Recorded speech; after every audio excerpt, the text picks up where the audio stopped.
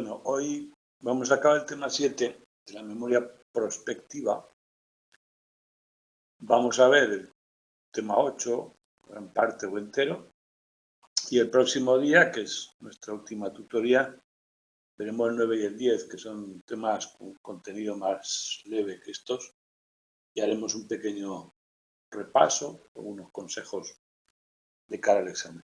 El otro día vimos las teorías que tratan de explicar cómo funciona la memoria prospectiva, es decir, la memoria para acciones en el futuro, que vimos desde las teorías que apuestan por una activación automática de una vez que nos planteamos una intención de una acción futura, sea basado en eventos o en el tiempo, hay una reactivación automática por asociación, por aprendizaje, hasta las teorías que van combinando algunos recursos y sobre todo ya las teorías intencionales dinámicas, las que tienen en cuenta medidas internas del tiempo y medidas internas del tiempo asociadas a la cautela, es decir,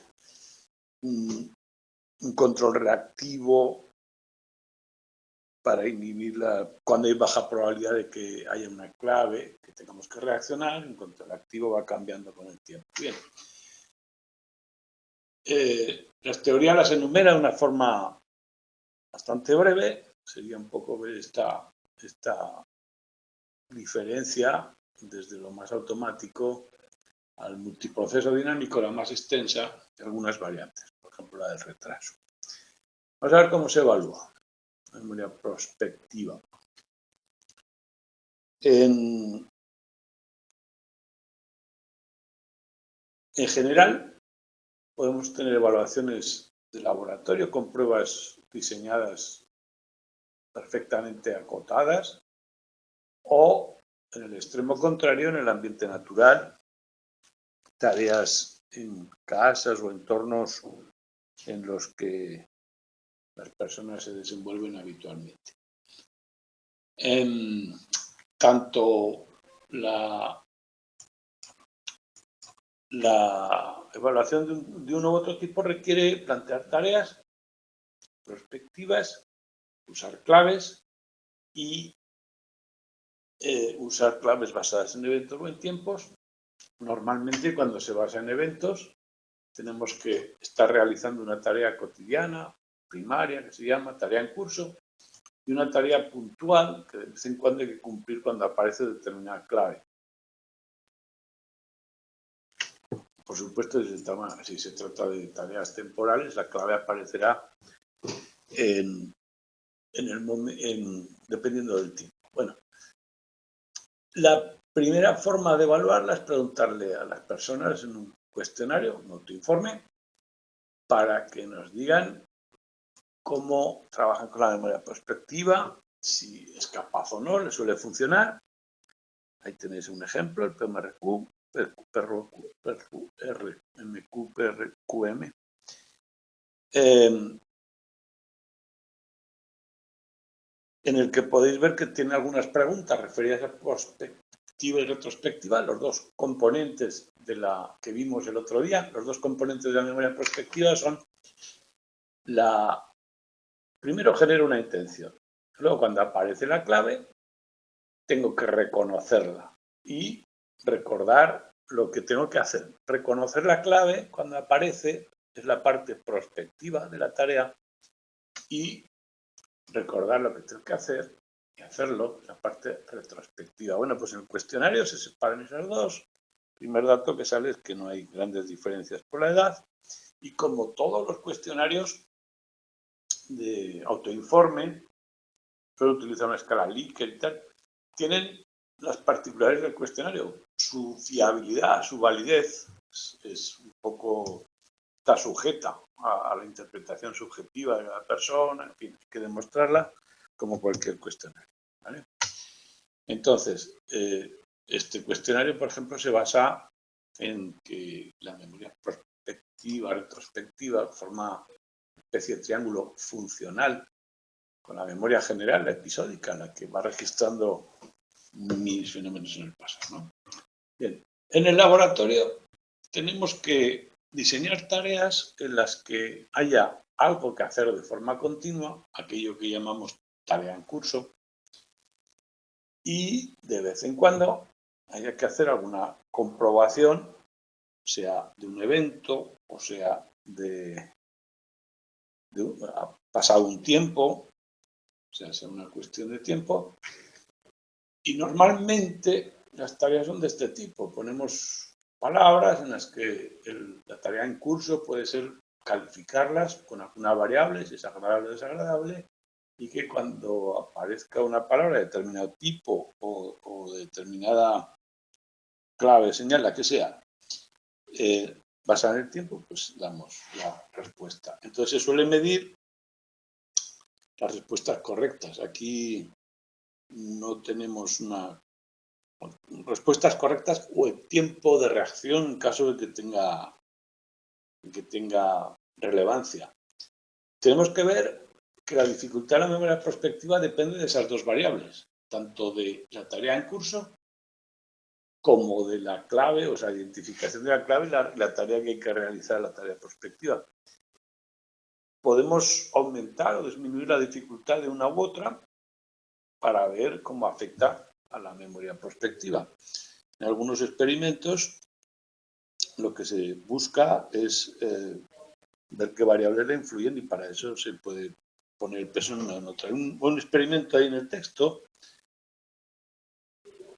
que está entre un experimento en ambiente natural y un experimento de laboratorio que es una simulación por ordenador. Hoy en día con la calidad de los videojuegos se simula un ambiente, un centro comercial en el que tienen que hacer unas tareas caminando a través del centro y hacer una serie de recados, en fin.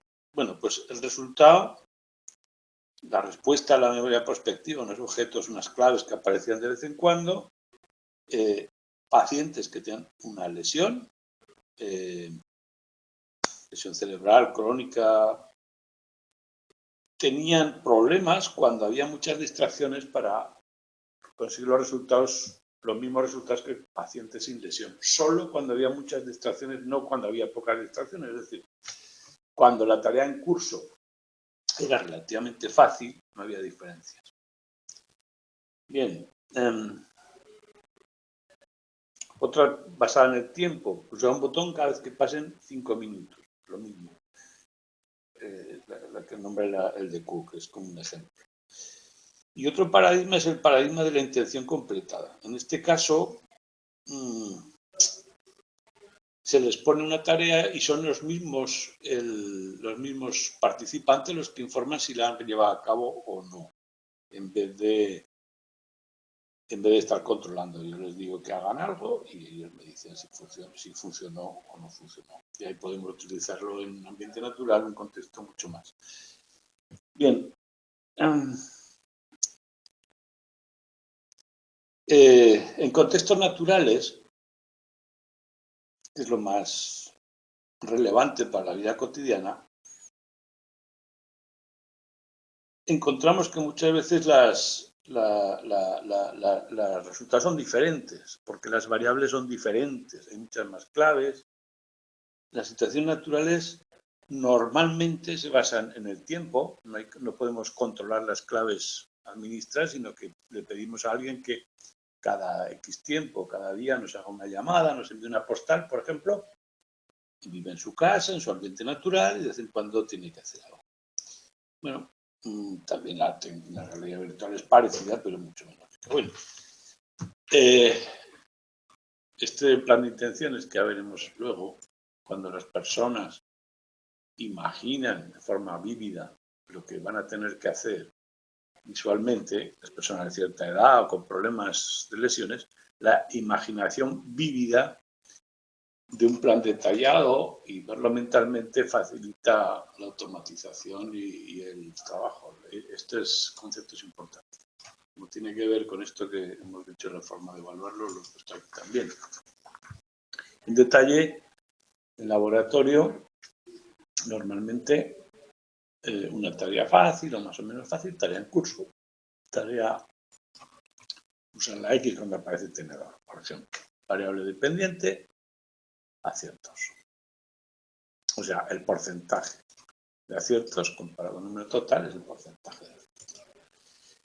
Bien, ¿para qué nos sirve la memoria prospectiva? Ya al principio del capítulo decía que algunos fallos de memoria prospectiva pueden llevar a problemas bastante importantes y algunos que veremos ahora en los contextos laborales también. La salud, tratamientos, hábitos de salud, de consumo, los tratamientos médicos sobre todo. Hay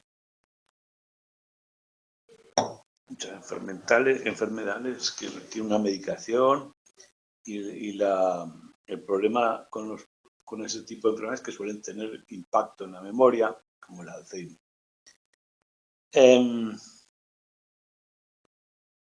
La adherencia a la medicación. Por supuesto, en la educación, en la escuela, el que planifica su propio estudio es capaz de tener una perspectiva para el futuro y cumplirla mucho mejor. Y por supuesto, todo junto determina en gran medida aspectos de la calidad de vida. En contextos laborales, tareas más o menos importantes, pero algunas de ellas que se han comprobado, controladores aéreos, cirujanos, pequeños errores de un cirujano contra el que se ha encontrado un objeto, que se han dejado una operación dentro del cuerpo, suelen responder a pequeños despistes que desvían las tareas que había que hacer, es decir, a planificación prospectiva, y esos despistes pueden responder a estas 4 causas que nos resume el texto. Si el proceso habitual, pongamos de un cirujano, se interrumpe por lo que sea, falta oxígeno, algo inesperado, esto puede acarrear un problema grave. Entonces, falta una señal, o se interrumpe, lo que sea. Cuando no hay clave, cuando los indicadores que me marcan cada paso fallan. Los hábitos, cuando hay que hacer algo diferente de lo habitual, puede ocurrir que nos vayamos a lo habitual y no seamos capaces de alterarlo. Imaginad una vez que vas a salir con el coche y te vas, normalmente vas siempre por el mismo camino y vas a trabajar y un día tienes que ir a otro lugar. Muy fácil que te vayas por donde vas y estás un poco despistado. Y por último, la multitarea. Cuando hay demasiadas tareas simultáneamente, es fácil que te focalices en una y pierdas detalles de otra. Bueno, leedlo porque no tiene mayor dificultad. Entonces lo que hay que hacer es combatir estas cosas con listas de verificación. Todo eso. Este cuadro sirve bastante y no hay mucho más que hablar. Los últimos partes del tema, como casi siempre, va a hablar de la evolución a lo largo de la vida. ¿Desde cuándo, desde qué edad somos capaces de planificar ciertas tareas complejas y cuándo empieza a fallar, si es que empieza a lo largo de la vida, ¿no? Al principio sabemos que entre los 2 y 6 años ya tenemos capacidad de memoria prospectiva basada en eventos. Sabemos que hay que hacer una cosa detrás de otra. Los niños 2 y 3 años tienen ya inicios de recordar las secuencias e implementar intenciones. Bueno, en la adolescencia va subiendo esa capacidad hasta la adolescencia y a partir de ahí más o menos es similar a la de los adultos. Este cuadro, que marca un metaanálisis de muchos estudios, nos da una imagen clara de ascenso en la infancia, mantenimiento, cierto declive y el declive al final. Los estudios, como podéis ver, también marcan cierta discrepancia, pero en general hay más o menos una tendencia. Normalmente la memoria prospectiva, como ya hemos apuntado hasta ahora, depende de la atención, depende de todas estas teorías que hemos visto. Por lo tanto, su evolución va en paralelo tanto con el desarrollo como en el deterioro de esas otras capacidades ejecutivas, atencionales. Las capacidades ejecutivas, sobre todo, de inhibir otras acciones, monitorizar lo que estamos haciendo, es decir, salir un poco de nosotros y ver lo que estamos haciendo, que son funciones ejecutivas de la corteza prefrontal, que hemos visto muchas veces, como veremos ahora en la parte de neurodesarrollo.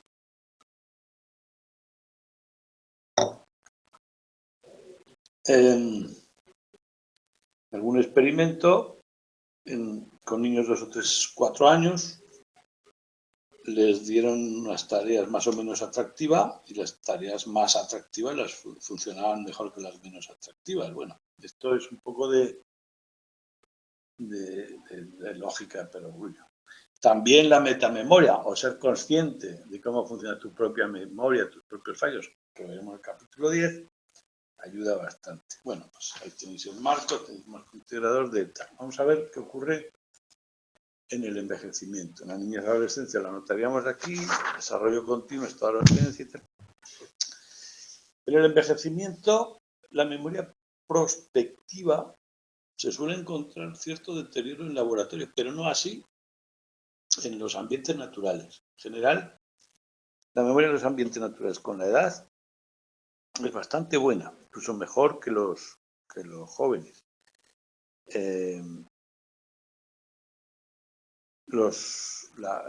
Imaginando el contenido que había que hacer una semana real, los adultos superaron a los jóvenes. Esto se llama, tiene un nombre técnico, la paradoja de la edad, ponemos aquí, porque si ya hemos visto que la mayoría de las estructuras de memoria tienen cierto deterioro, aquí hay una compensación de recursos. Si hacemos un metaanálisis, como alguno que aparece aquí, los procesos controlados eran más diferentes en la edad que los automáticos. Pero en contextos naturales, los de mayor edad tienen mejores resultados. Bueno, son datos. Entonces, otro estudio de Kavliashvili, memoria prospectiva basada en la actividad, tenía 3 grupos, 18 a 30, 61 y adultos mayores, basada en tiempos y actividad. En la actividad era una llamada telefónica cada vez que completaba una serie de tareas, la de eventos recibían cuando veían una pregunta y tal. Resultados. No se encontró efecto de la edad en las tareas basadas en eventos. Cuando se amplió el tiempo para desarrollar, el tiempo disminuyó, la necesidad de más tiempo, quizás sí, con la edad, pero no en eventos. Entonces, para explicar esto, ya vimos que unas teorías, en otros tipos de memoria hablamos de problemas de velocidad con la edad. Puede disminuir la velocidad bruta, pero se puede compensar cuando las tareas son más o menos simples, con el conocimiento, con el hábito, y no cuando son complejas. Bueno, pero un poco. Sabemos que el control ejecutivo funciona peor, por lo tanto las diferencias pueden venir por problemas de control ejecutivo. Cuando según la teoría de la memoria prospectiva, pone el foco en las variables clave, ¿no? Como es de esperas. Entonces las tareas focales y no focales, aquellas que tenían que ver y no tenían que ver con lo que estábamos haciendo, requieren más estrategia. Las no focales son más difíciles, por lo tanto los resultados en los mayores es probable que haya mayor deterioro en las no focales. Bueno, algunos estudios dan ese dato, pero otros no tanto. Quizás las mayores están sacrificando el rendimiento de lo que están haciendo ahora de cara a recordar lo del futuro, es decir, hay cierta flexibilidad. Bueno, las teorías de atención cargan la variación de la edad en la atención, pero la carga de memoria a veces salen resultados contradictorios. Cambiando la carga y la importancia de la tarea a veces no se modifican. Por lo tanto, deben ser los procesos prospectivos de identificación de la clave y no los retrospectivos, pero bueno. O ambos están determinados personal. Tal vez que estos resultados son muy matizables, muy sutiles. Bueno, Léelo que van acordes con las teorías. También se ha hipotetizado que el deterioro puede ser diferente en diferentes fases. La fase de implementar, de planificar la intención, la fase de recuperación, de ejecución, la última, y la del medio, la de encontrar y ver las claves, pues pueden ser diferentes. Y eso es lo que donde necesitamos planes ejecutivos inhibitorios, por ejemplo, al final, pero los resultados siguen siendo diferentes, no hay un resultado categórico. O sea, el envejecimiento. Con la edad los recuerdos son más generales, menos detallados, más difícil identificar el origen, más falsas memorias, pero en cuanto a la memoria perspectiva hay menos consistencia en los deterioros porque especialmente en los entornos naturales se produce incluso una mejora, la paradoja de la edad. Hay otros aspectos que influyen, la motivación, las creencias de la propia capacidad,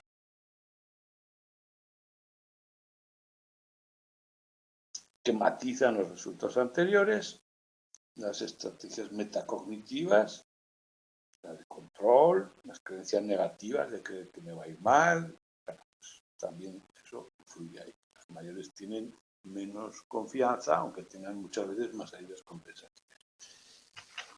Podéis hacer una especie de lista de palabras. Y por último, en medio de las dos, cada persona tiene diferentes capacidades en todos los tipos de memoria que intervienen en la prospectiva, por ejemplo, en la memoria de trabajo, en la capacidad atencional, aunque no son datos tampoco definitivos, pues son variables que se están estudiando, y las habilidades de planificar, de organizar, la motivación por la tarea en sí y también el reloj interno, que hay diferencia entre las personas en la capacidad para tener conciencia del tiempo.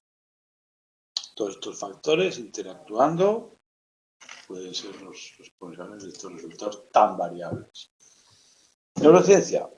Sabemos por las técnicas habituales, resonancia magnética, positrones, las áreas que están implicadas y en un pequeño resumen, podemos pintarlos aquí, tenéis un cuadro ahí bastante demasiado detallado con los estudios que apoyan cada una de las hipótesis. Bueno, como podéis ver, el tiempo prefrontal, bueno, podéis hacer pequeños resúmenes así. Yo, en realidad, habrá que ver las preguntas de este año, porque ya os digo que es nuevo, pero las de fin de tema suelen ser las habituales.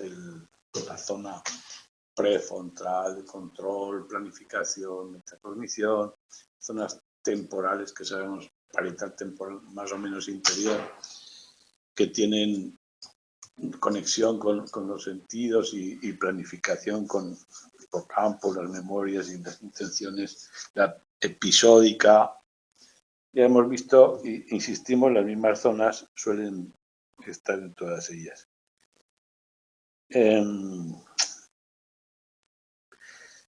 La disociación entre la tarea en curso o el componente prospectivo retrospectivo, es decir, detectar la clave y responder a la clave, prospectivo, detectar la clave y recuperar lo que había que hacer y tal, podemos variarlo y ver qué efectos tiene. Bueno, pues cuando la dificultad prospectiva, es decir, la tarea en curso es complicada, o cuando la otra es, vemos que hay un cambio entre la corteza prefrontal y la atención, o sea, digamos, cuando tenemos que buscar objetivos externos o claves externas, cuando tenemos que buscar enfoques, contenidos internos, nuestra propia intención o control del tiempo.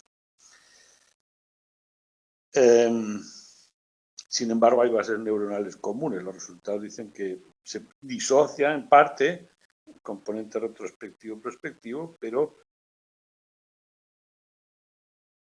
en parte también se montan. Entonces, las regiones anteriores,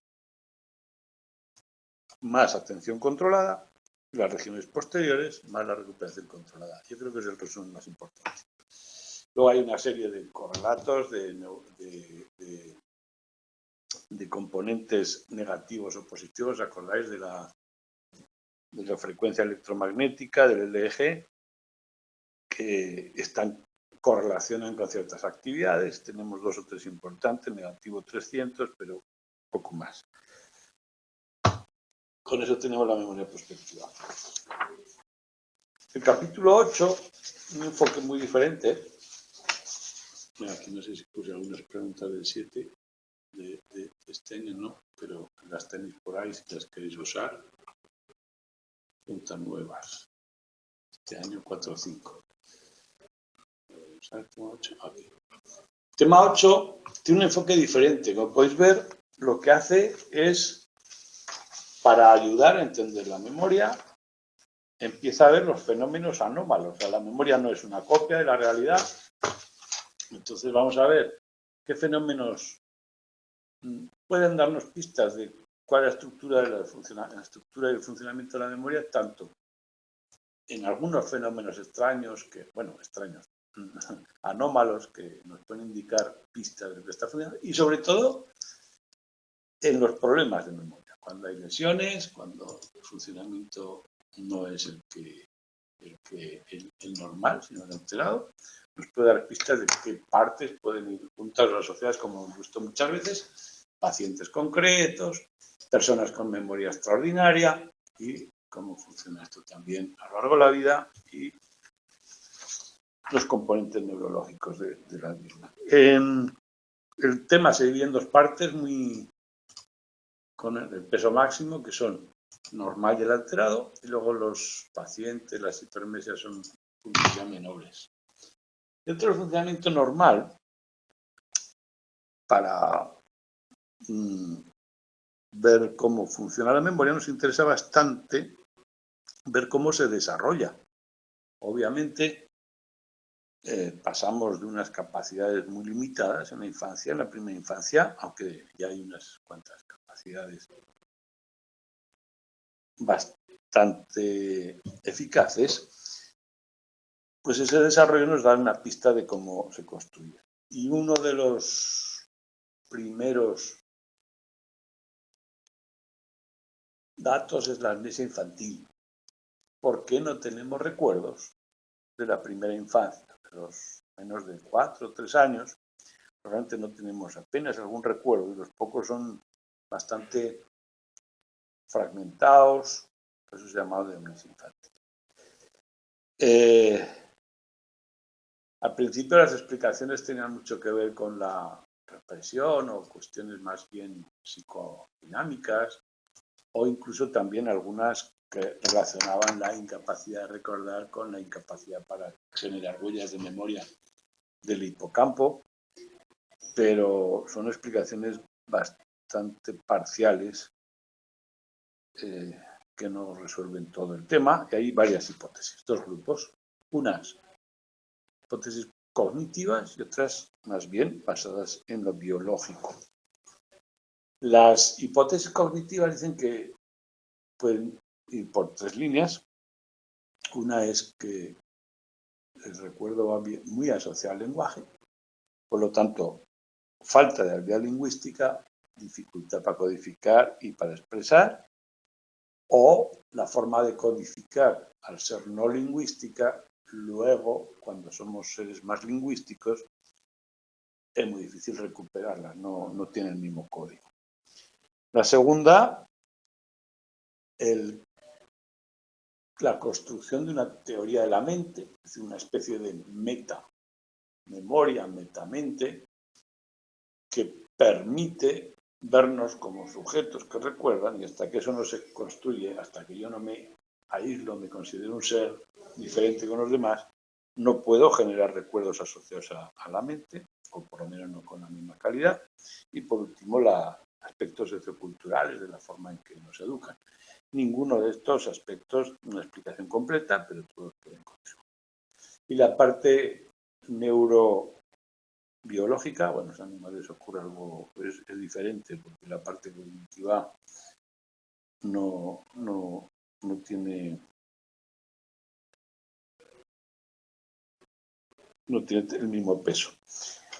En la maduración neurológica, los niños parece que memorizan bien, quizás la consolidación o recuperación de los recuerdos episódicos. Recordad que esta memoria autobiográfica es episódica y dice que quizás la inmadurez del hipocampo, hipótesis de desarrollo que se llama, falla para la consolidación. Y por otro lado, la maduración de la corteza prefrontal, que también es deficitaria, es lenta, vamos, afecta a la organización. Y por último, quizás también la neurogénesis acelerada, es decir, en el hipocampo en un momento dado se desarrolla con cierta velocidad, lo que hace que sea difícil que los recuerdos que se han generado con un hipocampo muy diferente al que después se puedan recuperar con facilidad. Bueno, también hay una hipótesis llamada la recuperación, en la que dice que los recuerdos están ahí, pero el problema es que no se pueden recuperar. Y esta idea que algunas veces, con algunas técnicas o en determinadas situaciones, surgen recuerdos que normalmente no están ahí, podría ser una prueba a su favor. Bien. Amnesia infantil. Los olvidos cotidianos. ¿Qué pasa? ¿Por qué muchas veces nos vemos con la mente en blanco? ¿A qué he venido a hacer yo aquí? O cosas que se me van. No solo la perspectiva que hemos visto en el capítulo anterior, sino muchas otras, ¿no? Son muy habituales, ocurren en todas las edades y pues en retrospectiva, prospectiva o por distracciones. ¿Ven los tres tipos? Es decir, la intención, recuerdos pasados y distracciones de llegar a un sitio y no saber qué estás haciendo allí. Esto es un experimento en los que las personas informan de los tres tipos de recuerdos,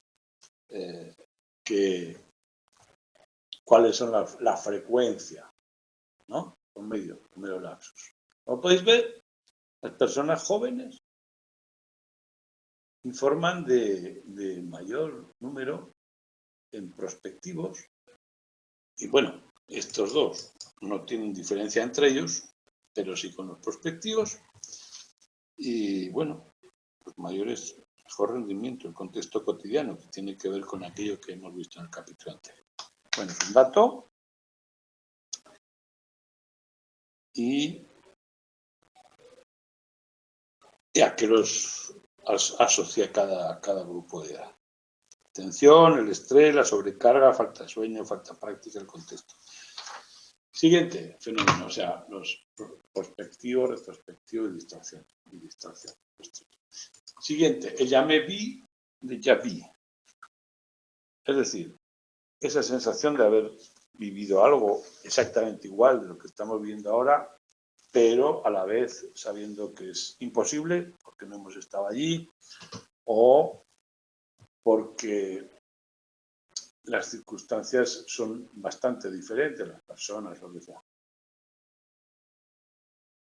Aún así, el fenómeno tiene una fuerza de realidad, por eso lo estudiamos, porque nos parece tan familiar una cosa que sabemos que no lo es. Bueno, una vez descrito, hay dos datos aquí. Primero, ver la frecuencia real de la que ocurre, aunque a veces se puede sobreestimar o subestimar. Bueno, esto es un fallo de memoria, una distorsión, o, como hemos dicho al principio del tema, un dato que nos puede ayudar a ver cómo funciona. Bueno, pues en ese sentido, vemos la frecuencia que hay y ese gráfico nos dice que es bastantes veces, es decir, como podéis ver ahí, 13%. ¿Cuál era el dato final? No recuerdo, pero vamos, bastante frecuente, 4, 5, 6 veces a la semana. Sensaciones. y los temas, lugares donde ocurre para ver cuáles son las conversaciones más fuertes. Bueno, hay diversos tipos de experiencias paranormales, extrañas.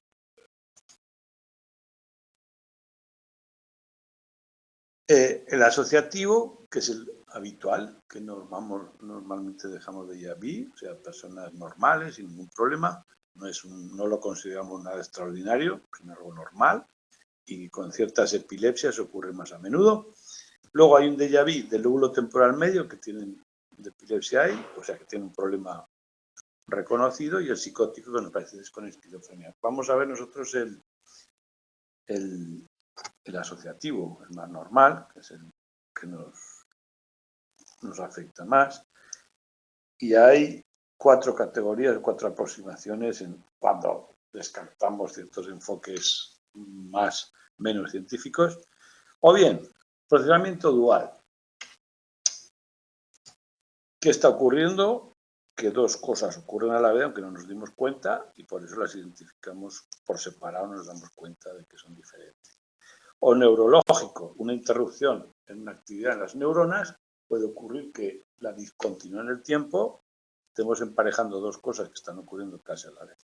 Problemas de memoria o familiaridad, no reconocer un estímulo que ya conocemos, o al revés, reconocer un estímulo que no conocemos como uno conocido. Y por último, cuestiones de atención. La primera teoría, la atención dividida de Brown, nos habla de que es más bien problema atencional.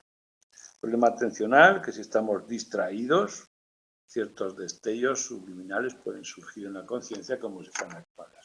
Y bueno, para probar lo que es atencional, manipulando la atención, te deberemos provocar. Kusumi dice que es una creencia errónea porque cuando analizamos una situación, la interpretamos en función de algunas evidencias, detalles, no la analizamos exhaustivamente. Entonces, si la evidencia nos lleva a creer que hemos estado en ese lugar o que hemos hecho eso antes, por evidencias parciales, nos convencemos a nosotros mismos y nos parece que todo coincide. Otro es el modelo holográfico. El holográfico es construir una imagen tridimensional a partir de la imagen bidimensional. Entonces, nuestra mente hace eso. Construye una imagen holográfica de la realidad en función de unos parámetros y esa imagen holográfica puede coincidir. O sea, ese todo no necesariamente se deriva de lo que estamos viendo y coincide con otro que se activa otro que ya teníamos ahí. Y por último, una del retraso hemisférico en el procesamiento de la información. Cada uno de los hemisferios puede tener una pequeña discrepancia temporal a la hora de procesar la información y eso nos lleva a creer que ha sido un proceso que hemos visto antes y simplemente es un pequeño desfase. El llamé vi, como se diga, es prácticamente un fenómeno contrario. Lo que ocurre aquí es que una escena que debería resultarnos familiar nos resulta extraña. Esa sensación de extrañeza que ocurre muy a menudo con las palabras, ¿no? La ceguera de palabras. Una palabra que es muy familiar, el nombre de una persona, fuerza a pronunciar, luego en algunas ocasiones, por lo que sea, nos parece que no extraño, que no lo habíamos oído. Su sonido, su forma. Bueno, pues esa ceguera de palabras probablemente, lo que se llama saturación semántica. El significado, la forma y todo el concepto se disuelve de alguna manera. Bueno, se ha estudiado, se ha mencionado en muchos estudios, las falsas alarmas, las palabras, manipulando las palabras iguales o diferentes, hay una especie de transferencia contextual. La palabra en determinados contextos, con determinadas otras palabras alrededor, se procesa menos y a veces eso nos da la extrañeza. Bueno, pero no todos los experimentos son Bueno, tampoco hay unas pruebas muy evidentes, ¿vale? Y ya me vi falsas memorias. ¿Qué son las falsas memorias? Pues, por ejemplo, ya vimos Bartlett cuando hace el estudio de las historias, los estudiantes que reconstruían la historia, nos daban detalles espontáneamente, detalles diferentes de los que habían vivido realmente, y algunas otras son implantadas en el sentido de que son sutilmente o no sutilmente construidas por el ambiente, por el contexto, por las personas que nos están preguntando. Esto es muy habitual, como sabemos, la misma historia contada por diferentes personas suele ser muy diferente, porque cada uno pone su parte. Y es especialmente sensible en la memoria de testigos, que deben reconstruir un hecho, a veces con consecuencias judiciales graves. Ahí trabajó Isabel Loftus y esta es una parte importante. En la memoria de testigos,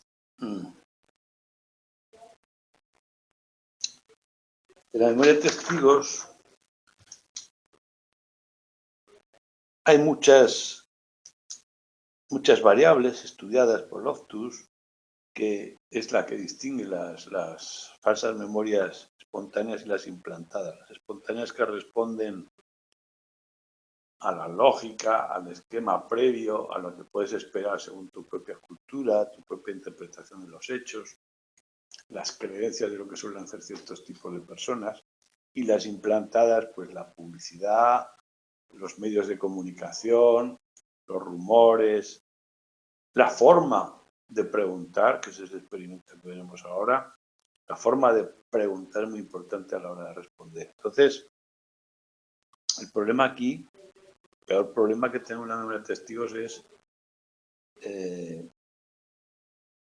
detectarlas, ¿no? Detectar lo que es una memoria verdadera o una falsa memoria. Entonces, hay algunas diferencias que nos pueden ayudar. Bueno, Loftus y Palmen toman de la misma idea de Bartlett, que la hipótesis reconstructiva, quiere decir que la memoria de testigos es siempre una reconstrucción de los hechos, no es una copia. Y la reconstrucción depende de todo eso, con muchas falsas memorias. Entonces, para evitar en la mayor medida posible el efecto en los testigos, habría que ver cómo se pronuncian las preguntas que induzcan a un tipo de respuesta y comparar unos testigos o usar más testigos de los habituales. Para distinguir memorias verdaderas de las falsas memorias, he puesto de aquí cierto resumen, ¿no? El intervalo de retención. A más tiempo de retención haya, es decir, entre el recuerdo que debemos reproducir y el tiempo en que lo reproducimos, y pasa mucho tiempo, las falsas memorias perduran mucho más que las memorias verdaderas. Las memorias verdaderas se disminuyen y las falsas memorias se incrementan. Con el tiempo vamos creando más falsas memorias. A más detalles sepamos, más memoria verdadera. Las falsas memorias suelen carecer de detalles. A más visual sea verdadera y a más atención prestemos más verdadera. Bien, para evaluar las falsas memorias tenemos varias formas. El paradigma de RM por los autores, Termon, Rodríguez y Vital, es para el laboratorio en las que se da una lista de palabras, estas de aquí, excepto una palabra clave, que es la que queremos inducir. Queremos que las personas, al oír todas estas relacionadas con fruta de alguna manera, queremos inducir el recuerdo de palabra fruta, igual que aquí la de doctor y tal. Ese paradigma utiliza una palabra crítica, una serie de palabras relacionadas. Y luego vemos en qué medida la palabra crítica ha sido reproducida, y también mediremos la confianza, es decir, en con qué probabilidad cree usted que esta palabra ha salido. Está muy seguro o poco seguro. Pero bueno, y como podemos, la probabilidad de que las palabras críticas salgan es casi, no tanta como las reales, 0,65, a las críticas 0,40, y las palabras nuevas que no han aparecido mucho menos, por supuesto. O sea, la crítica que es nueva, en realidad no ha aparecido, pero tiene una probabilidad de 0,40 en promedio. Bueno, y la confianza también es muy alta, confianza de que estaba ahí. Bien. Segundo paradigma, desinformación o formación errónea. Loftus hace un experimento en el que les da cambia las preguntas, es decir, simplemente, como podéis leer ahí en la página 293, en un experimento, les ponen un vídeo de un accidente de tráfico y la pregunta que hacen los diferentes grupos experimentales solo varía en una palabra. ¿A qué velocidad iban los coches cuando? Y ahí decimos, se aplastaron, colisionaron, se golpearon, chocaron, se rozaron. Es decir, la variable independiente es el verbo que estamos utilizando. Los verbos difieren, por supuesto, en la gravedad del choque, la gravedad implícita, ¿no? No es lo mismo rozar que chocar, que golpear, colisionar, que aplastar. En ese orden. Y le pedimos que las personas, primero, en el primer experimento, que nos digan a qué velocidad iban los coches, velocidad media. Y por supuesto la velocidad media va exactamente ajustada al verbo. Y por último, unas semanas después, les preguntaron si había cristales en la escena. Es decir, usted ves un vídeo, te preguntan, solo cambia un verbo en la pregunta y el verbo determina la velocidad media que tú has estimado. Desde 40 por 5 a 31,8 con diferencias significativas ascendentes según la gravedad del verbo. Y al cabo de una semana les preguntaron si había cristales en la escena del accidente, que no lo sabía. Y aún así, según el verbo, como podéis ver,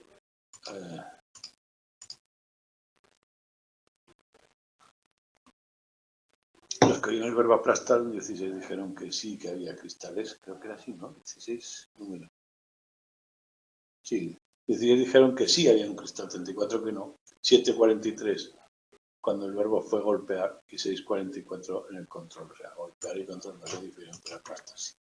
Como podéis ver, se ha desinformado o se ha inducido información errónea experimentalmente. Bueno, hay otras con fotografías y hay muchas técnicas para inducirlas. Teorías, ¿por qué?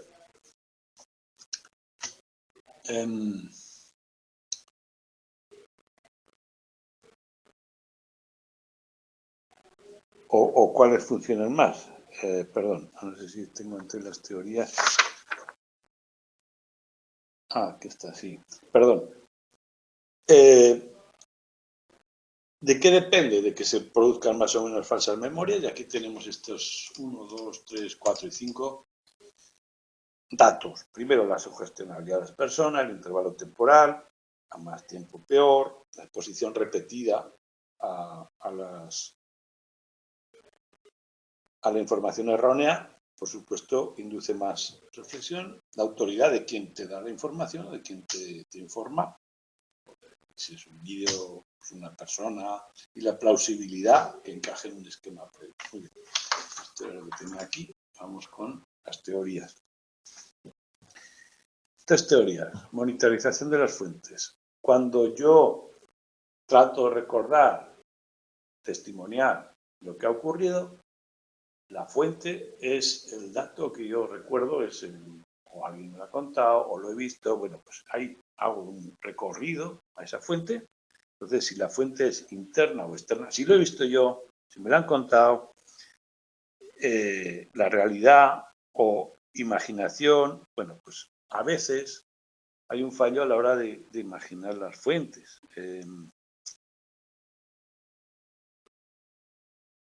Creemos que la fuente es externo y es incorrecto y ha sido interno fruto de mi imaginación. Bien, monitorización, esa teoría habla de que cambiamos una fuente por otra, le damos prestigio porque pensamos que es externa cuando en realidad soy yo que es interna. La de activación monitorización de Roediger dice que toma la anterior y le añade la propagación semántica que vimos en las redes semánticas, la memoria semántica a largo plazo. En cuanto se activa un nodo, se activan los demás con mayor facilidad, baja el umbral, por lo tanto es más fácil que introduzcamos como falsas memorias. Algún dato, algún experimento de que aumentando la activación o disminuyendo la activación hay un procesamiento más o menos profundo, aumenta las falsas memorias. Es decir, procesamiento superficial no propaga la activación y el profundo sí. Y la teoría de huella borra es simplemente eso, que tenemos huellas literales de lo que ha ocurrido y huellas de esencia. La literal nos permite recordar, monitorizar lo que ha ocurrido como si tuviéramos un vídeo o algo que estamos observando desde fuera, pero la de esencia es más bien saber, asimilar, y los falsos recuerdos son más en la huella de esencia, que van más allá del recuerdo. Bien.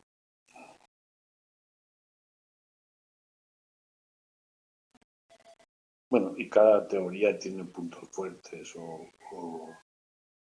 y débiles. La memoria de esencia, por ejemplo, es mucho más a largo plazo, entonces explicaría mucho más al paso del tiempo que tenemos, bueno, más estable. Tenemos más falsas memorias. Bueno, ya está. Esto es un resumen de un problema muy habitual. Y ahora pasamos al funcionamiento alterado. Hemos visto dentro del funcionamiento normal, falsas memorias, amnesia infantil, una serie de fenómenos. Vamos ahora qué ocurre cuando tenemos Alzheimer, traumas, epilepsia, infección, alcohol, anosmia y muchas otras.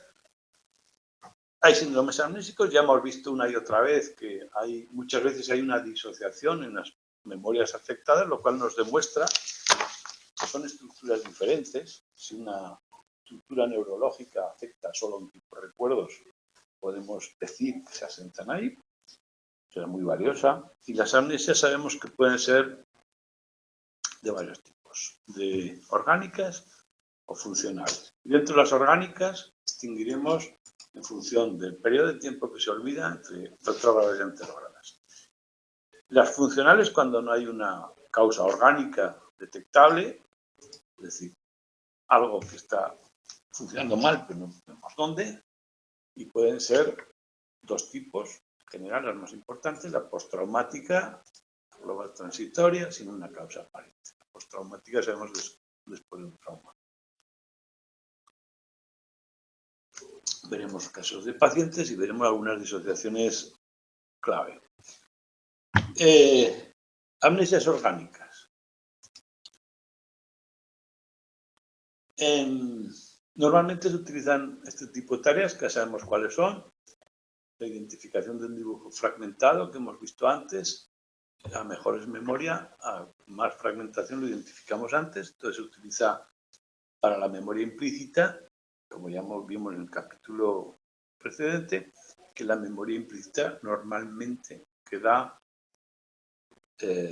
preservada, lo cual es una prueba de que su funcionamiento es diferente, orgánicamente diferente a la explícita. Bueno, los diferentes tipos de memoria a corto plazo.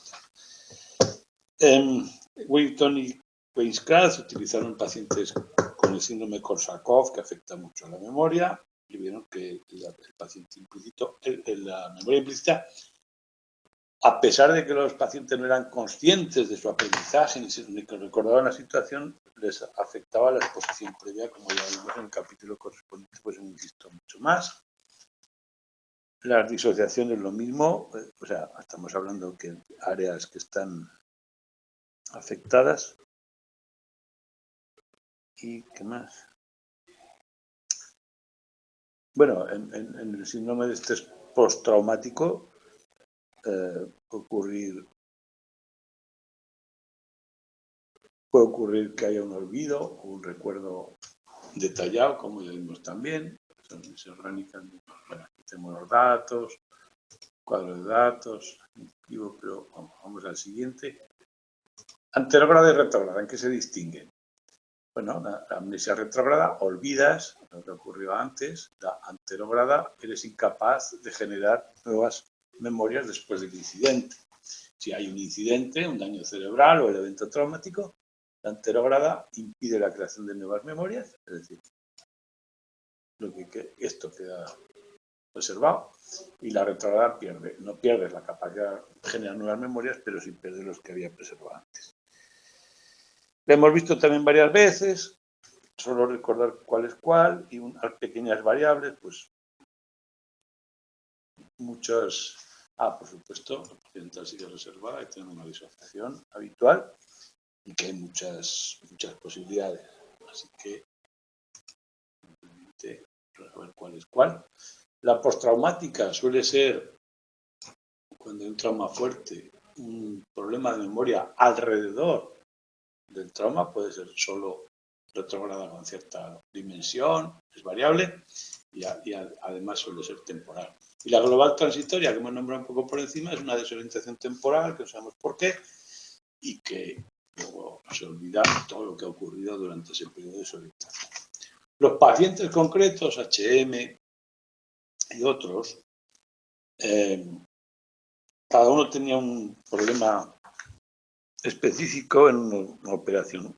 Epilepsia, HM, KC tenía un accidente de moto y bueno, cada uno tiene sus características. KC tenía amnesia anterógrada grave, no podía recuperar su pasado episódico, no podía imaginar el futuro, es decir, KC no tenía conciencia autonoética, mientras que HM tenía amnesia retrógrada y amnesia anterógrada a la vez, pero tenía la capacidad de inteligencia, el lenguaje y la percepción, la memoria a corto plazo, cálculo, todo conservado. Son pruebas de disociación, simplemente esos datos son los que importan.